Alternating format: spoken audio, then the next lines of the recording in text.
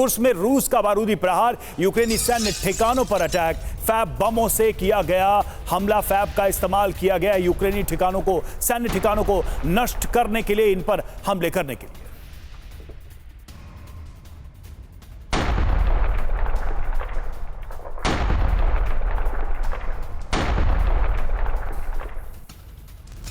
और इस बीच यूक्रेन जंग के बीच उत्तर कोरिया और रूस की रणनीति सामने आई है। जी हां, रूसी सुरक्षा परिषद सचिव प्योंगयांग पहुंचे हैं। किम की कार में बैठे दिखाई दिए सर्गेई शोइगु। जी हां, किम जोंग ने सर्गेई शोइगु को गले लगाया। ये स्ट्रैटेजी रूस और नॉर्थ कोरिया के बीच में बन रही है। प्योंगयांग में दोनों नेताओं की सीक्रेट मीटिंग हुई। ये देखिए, कार में बैठाया, उनके साथ बातचीत की और उन्हें गले भी लगाया सर्गेई शोइगु को। सर्गेई शोइगु बहुत इंपॉर्टेंट व्यक्तित्व माने जाते हैं रूस की राजनीति में, और अगर उनका इस तरह से प्योंगयांग में स्वागत हुआ है तो एक बड़े मायने इस संदेश के जाते हैं। और आपको बता दें, रूस यूक्रेन की जंग, किम के हथियारों से विध्वंस, जहां किम की एंट्री होती है। अब हम आपको कुछ और डिटेल में जानकारी देने वाले हैं कि क्या सामने है। बड़ी खबर यह है कि प्योंगयांग में किम और शोइगु की, सर्गेई शोइगु की ये सीक्रेट मीटिंग हुई है, जिसमें रूस नेटो के बीच तनाव के बीच ये मुलाकात बहुत अहम माने जा रही है।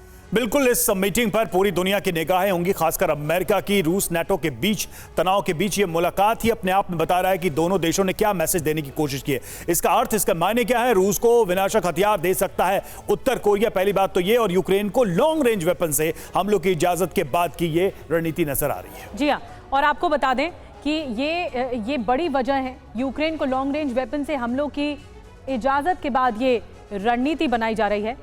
और मनीष हमारे साथ बने हुए, सुमित भी बने हुए। मनीष, मैं आपके पास आ रही हूँ। जिस तरह की तस्वीरें सामने आई, वो तस्वीरें बताने के लिए और पूरी दुनिया को संदेश देने के लिए काफ़ी है कि जो ये खेमे बढ़ चुके हैं और उत्तर कोरिया लगातार सपोर्ट कर रहा है रशिया को, ये आगे आने वाले समय में जो रूस बदला लेना चाहता है यूक्रेन से या फिर यूरोप से भी, तो उत्तर कोरिया पूरा साथ देगा। देखिए, दिलचस्प यह है कि सर्गेई शोइगु 2 दिन पहले सेंट पीटर्सबर्ग में, जब पुतिन बारी बारी से, पहले एनएसए अजीत डोभाल से या चीन के विदेश मंत्री से या ईरान के सुरक्षा सलाहकार से, इन सब से मिल रहे थे, तो उस वक्त पुतिन के साथ थे। और उसके तुरंत बाद सर्गेई शोइगु नॉर्थ कोरिया पहुंचते हैं, किम जोंग उन के साथ मीटिंग करते हैं।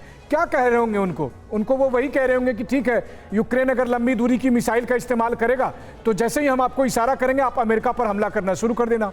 और किम जोंग उन ऐसा कर सकते हैं रूस के कहने पर, कम से कम पुतिन और किम जोंग उन के बीच जो बातचीत हुई है उसके हिसाब से। तो आप सोचिए कितना बड़ा पिक्चर तैयार हो रहा है। पिक्चर ये तैयार हो रहा है कि अगर यूक्रेन को लंबी दूरी की मिसाइलें दी गई, अगर उन्हें इसकी इजाजत दी गई, अगर यूक्रेन ने मॉस्को में सेंट पीटर्सबर्ग पर हमला किया, तो फिर नॉर्थ कोरिया अमेरिका पर हमला करने से नहीं हिचकेगा।